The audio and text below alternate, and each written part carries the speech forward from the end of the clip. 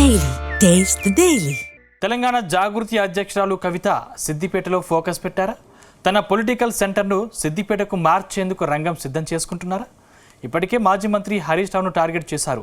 BRS పార్టీకి ఈ పరిస్థితి రావడానికి ఆయనే కారణమని విమర్శిస్తున్నారు.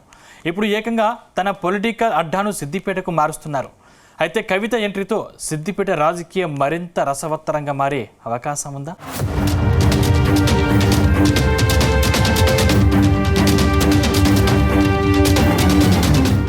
తెలంగాణ ఉద్యమానికి ఊపిరిపోసిన గడ్డ సిద్దిపేట.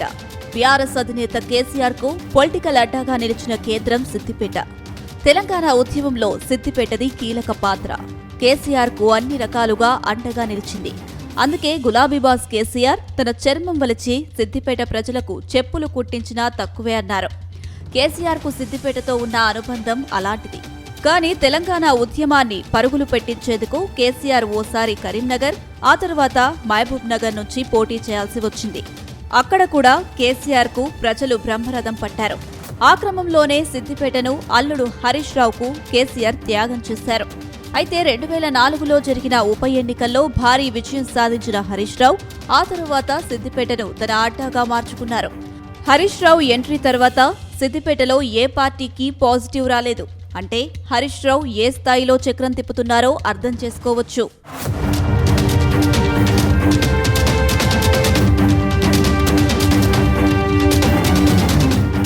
ఇప్పుడు సిద్దిపేట గడ్డపై తెలంగాణ జాగృతి అధ్యక్షురాలు కవిత దృష్టి పెట్టారు. ఇక ముందు సిద్దిపేట నుంచి రాజకీయాలు చేసేందుకు రెడీ అవుతున్నారు. తన పార్టీకి రాజకీయ ప్రస్థానానికి కేంద్ర బిందువుగా సిద్దిపేటను మార్చుకోవడానికి సన్నాహాలు చేస్తున్నారు. అందుకే దక్షిణ తెలంగాణ ప్రాంతాల మధ్య భాగంలో ఉన్న సిద్దిపేటను తన పొలిటికల్ సెంటర్ గా మార్చుకునేందుకు ఎంపిక చేసుకున్నారని తెలుస్తుంది. సిద్దిపేట సమీపంలోని రంగదాంపల్లి రాజు రహదారిపై ఉన్న తెలంగాణ అమరవీరుల స్తూపం సమీపంలో ఆమె ఇప్పటికే 1000 గజాల స్థలాన్ని సేకరించినట్లు తెలుస్తుంది. రానున్న రోజుల్లో కవిత రాజకీయం సిద్దిపేట నుంచి మొదలు పెట్టబోతున్నారు. ఇప్పటికే మాజీ మంత్రి హరీష్ రావుపై కవిత సంచలన ఆరోపణలు చేశారు. భవిష్యత్తులోనూ హరీష్ రావు బండారం బయట పెడతానంటున్నారు. ఇప్పుడు సిద్దిపేటకు తన సెంటర్ను మారుస్తున్నారు. దాంతో సిద్దిపేట రాజకీయాలు ఎటువైపు మారుతాయో అన్న చర్చ జరుగుతుంది.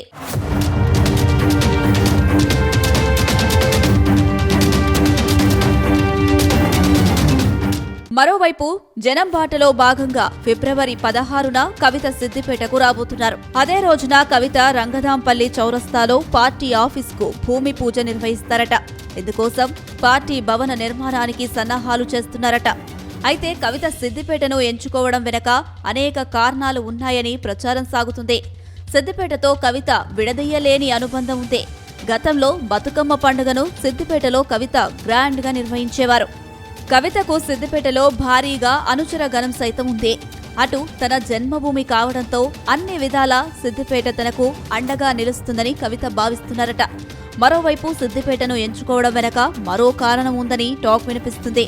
హరీష్ రావుపై కవిత తీవ్ర అసంతృప్తితో రగిలిపోతున్నారు.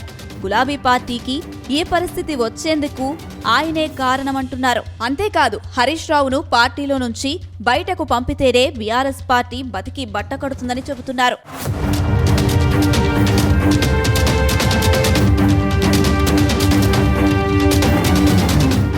ప్రస్తుతం కొత్త పార్టీ ఏర్పాట్లలో కవిత బిజీగా ఉన్నారు. వచ్చే ఎన్నికల్లో గెలుపు ఓటములను డిసైడ్ చేయాలని భావిస్తున్నారు. ఆలోపు బీఆర్ఎస్ ఇతర పార్టీల నుంచి అసంతృప్తి నేతలకు గాలం వేసే పనిలో ఉన్నారట. మరో 2 ఏళ్లలో తన పార్టీ బలాన్ని పెంచుకోవాలని లెక్కలు వేసుకుంటున్నారట. అందుకే సిద్దిపేటలో మాజీ మంత్రి హరీష్ రావుపై ఎవరైతే అసంతృప్తిగా ఉన్నారో వారిని పార్టీలోకి ఆహ్వానిస్తున్నట్టు తెలుస్తుంది. మొత్తం మీద కవిత కొత్త పార్టీ సిద్దిపేట సెంటర్ గా రాజకీయం మాత్రం బీఆర్ఎస్ పార్టీకి ఇబ్బందే అన్న చర్చ జరుగుతుంది. రానున్న రోజుల్లో కవిత తన దూకుడును మరింత పెంచే అవకాశాలు ఉన్నాయని టాక్ వినిపిస్తుంది.